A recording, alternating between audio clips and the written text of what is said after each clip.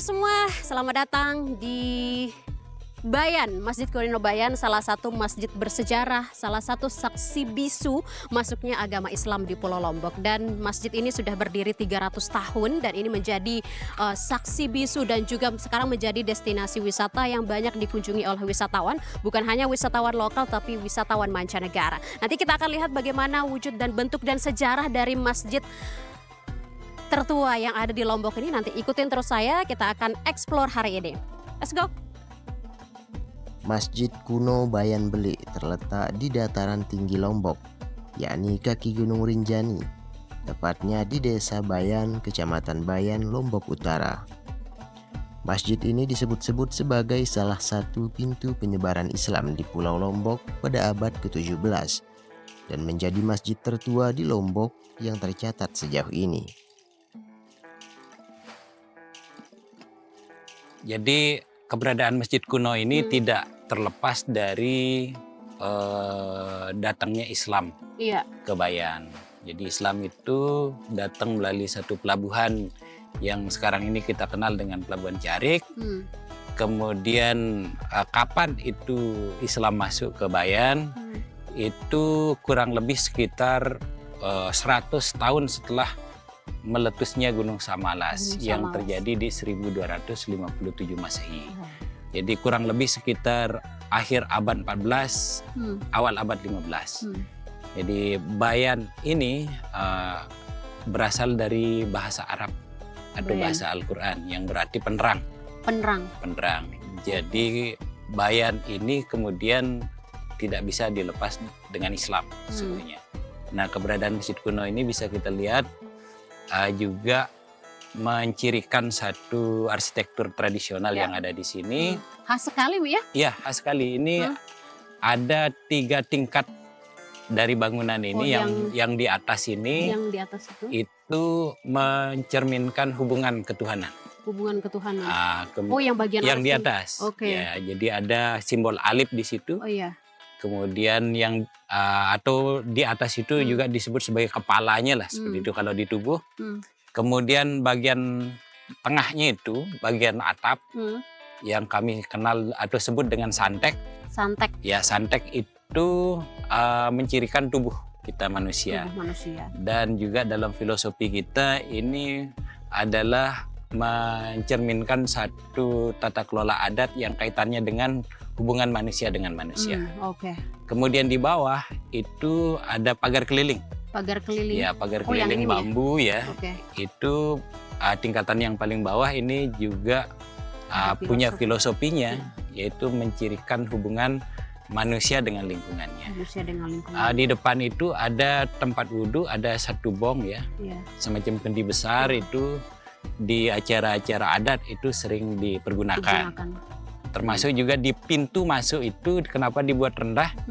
Karena ciri-ciri masjid kami di Bayan ini ketika kita masuk ke dalam masjid itu harus kita menundukkan kepala sebagai tanda penghormatan kepada Masjid Kuno. Ini kan itu kunci pintunya ditutup nih. Siap. Ini memang nggak digunakan dalam keseharian gitu. Iya, kesehariannya itu kami siapkan masjid yang lain, yaitu bisa dipakai untuk sholat Jumat dan setiap hari kita melaksanakan ibadah. Tapi karena ini situs, kita jaga fungsinya sebagai situs, sehingga tidak ada perubahan yang kita harapkan dengan kunjungan yang ada lah. Masjid Kuno Bayan Beli menjadi pertanda eksistensi Islam tidak hanya terpancar di kawasan pesisir, tetapi juga hingga ke tempat terjauh dari pelabuhan. Meski bentuknya sederhana, namun Masjid Bayan Beli memiliki keistimewaan tersendiri, yakni telah menjadi salah satu situs bersejarah yang ada di Indonesia.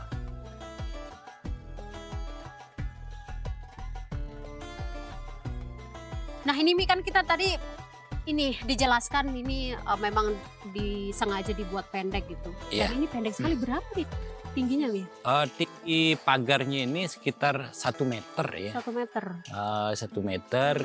Kemudian luasnya ini 9 kali 9. 9 kali 9. Fondasinya.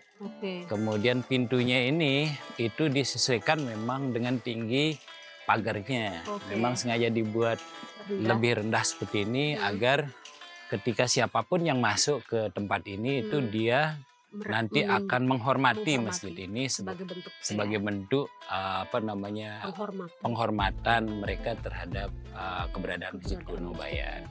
Ini filosofinya. Kemudian di situ ada tempat wudhu, ya ada bong. Mungkin bisa kita, oh ini bong ya. Ya, Ini bong. terbuat dari tanah liat biasanya kan? Ya ini Tanah liat. semacam guci lah, Iya ya. guci atau kendi. Kendi memang. Waktu acara adat ini diisi nanti dibawa air dari bawah. Di sini dipakai untuk buat wudhu wudhu dan sebagainya. Kecamatan Bayan memang salah satu gerbang masuknya Islam di Pulau Lombok. Di kecamatan inilah Islam pertama kali diperkenalkan dan Masjid Bayan Bele merupakan masjid pertama yang berdiri di pulau ini.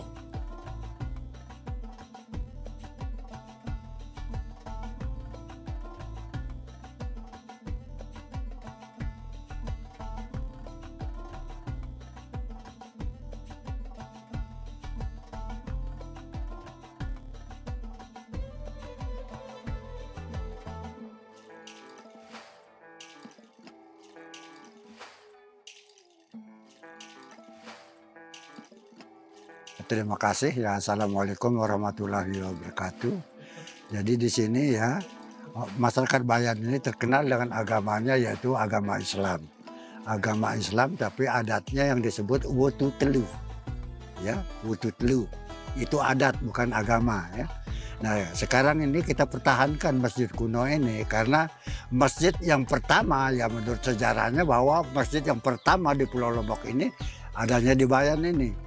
Nama Bayan pun setelah Datu Bayan menerima agama Islam ini baru disebut dusun ini secara keseluruhan menjadi kecamatan, desa atau wilayah kedistrikan Bayan.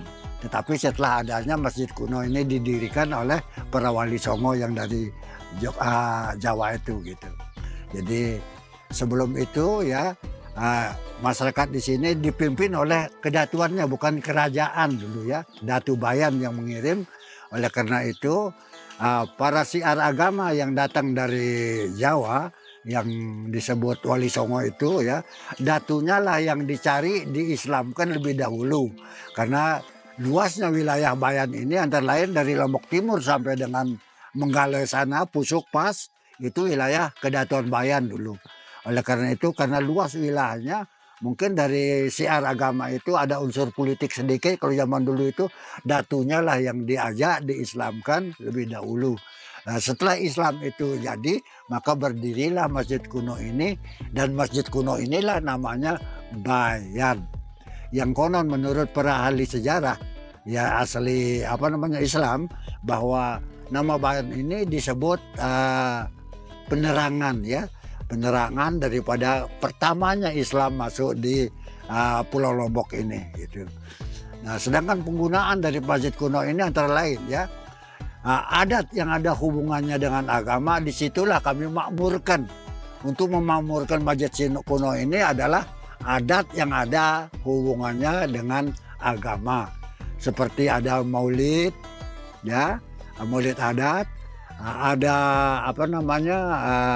Idul Fitri, Idul Adha, pokoknya segala syariat itu kita laksanakan di sana oleh unsur-unsur yang tertentu yang disebut peranata adat yang dipimpin oleh kiai pengulu, lebih, ketip dan mudim, diiringi oleh para santrinya. Disitulah akan diadakan ya sholat seperti syariat syariat itu untuk mengadakan tarawih. Nah, oleh peranata adat yang tertentu tadi. Nah, sedangkan untuk masyarakat pada umumnya di sini ada masjid yang memenuhi persyaratan. Terus ada musala di tiap-tiap dusun ini, ada musala di sini. Kami masyarakat Bayan ini membangun karena di sana kan tidak memenuhi persyaratan. Karena masih natural betul seperti tanah segala macamnya. Jadi tidak mungkin untuk melaksanakan segala ibadah yang ada hubungannya dengan syariat.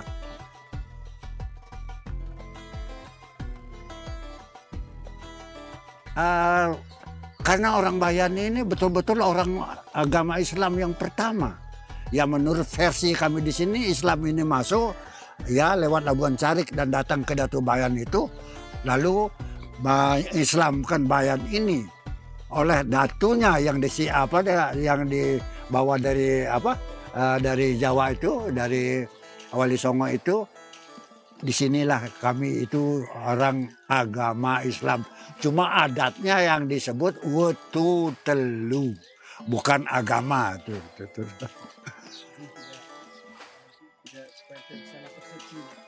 Supaya tidak persepsi dikatakan bahwa kami di sini sembahyangnya 3 kali, tapi itu sama sekali omong kosong ya. Tidak benar. Itu gosip semata-mata ya, bikin orang Bayan yang artinya terpuruk. Karena di sini antara adat dan agama itu saling topang ya. Adat bersendikan agama. Itulah prinsip daripada kami mempertahankan keislaman di sini gitu.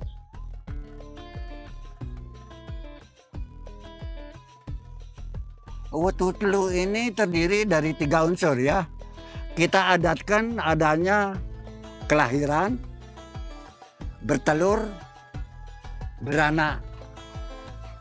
Yaitu tumbuh, ya, beranak dan bertelur. 3 unsur ini harus dilaksanakan secara adat. Semuanya kita lestarikan seperti manusia dengan Tuhan, manusia dengan alam, manusia sesama manusia. Ini yang kami pertahankan di sini sehingga menjadi 3 unsur itu yang harus dipertahankan, yang harus kami tanamkan di dalam hati sanubari yang paling dalamnya gitu. Iya ya, itulah disebut adat yang disebut wetu telu. Bukan kalau agamanya ya, kalau puasa ini semua kita, kalau tidak percaya silahkan datang sama-sama kami harus melaksanakan ini. Karena persyaratan untuk puasa itu ada, sekarang kan bulan Roah ya. Sudah itu bulan Roah ini ada upacaranya namanya Sampat Jumat. Sudah mulai sudah kita melaksanakan puasa gitu.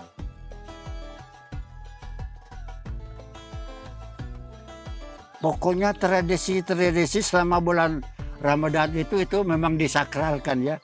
Tradisinya tidak boleh kita mengadakan upacara selamatan seperti perkawinan dilarang, khitanan tidak boleh karena itu ada unsur uripnya ya.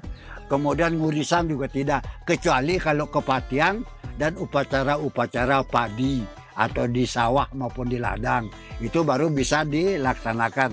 Tetapi kalau senang-senangan sifatnya pesta pora segala macam itu dilarang, itu tidak boleh.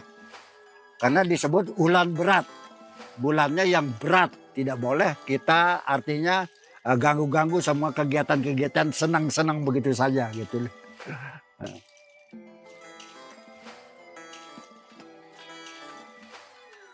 Kalau aktivitas daripada pariwisata itu sendiri ya, setelah Bayan ini sudah dikenal ya, juga banyak peneliti-peneliti dari luar negeri sehingga Bayan ini terkenal ya dengan adanya masjid kuno, rumah-rumah adat dan beberapa tempat yang lain seperti ada mata air terjun. Jadi antusias daripada pariwisata itu sendiri sangat mendukung ya.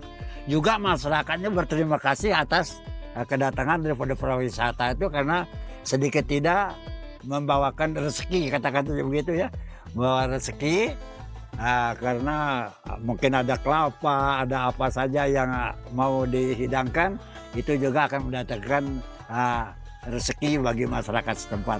Jadi tidak ada perbedaan sepanjang turis ini mengikuti adat istiadat. Contohnya kalau masuk di masjid kuno harus pakai sapu ya, pakai kain panjang dan sebagainya, itu disarankan oleh peranata adat atau masyarakat adat di sini supaya tidak menghilangkan keasliannya.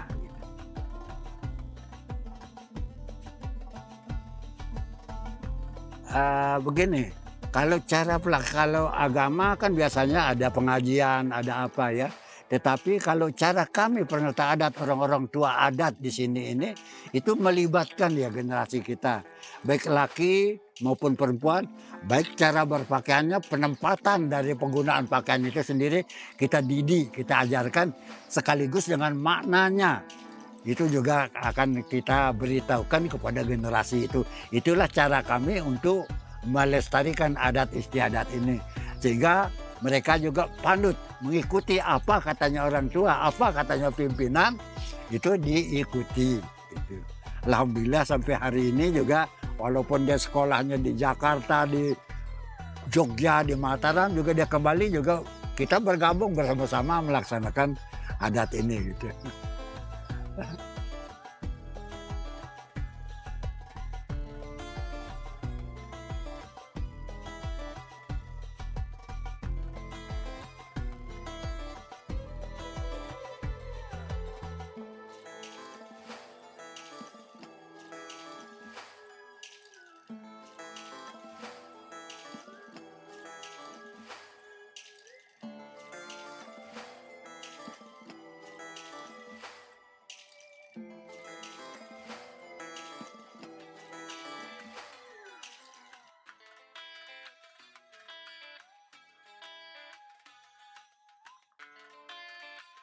Download Tribun X sekarang, menghadirkan lokal menjadi Indonesia.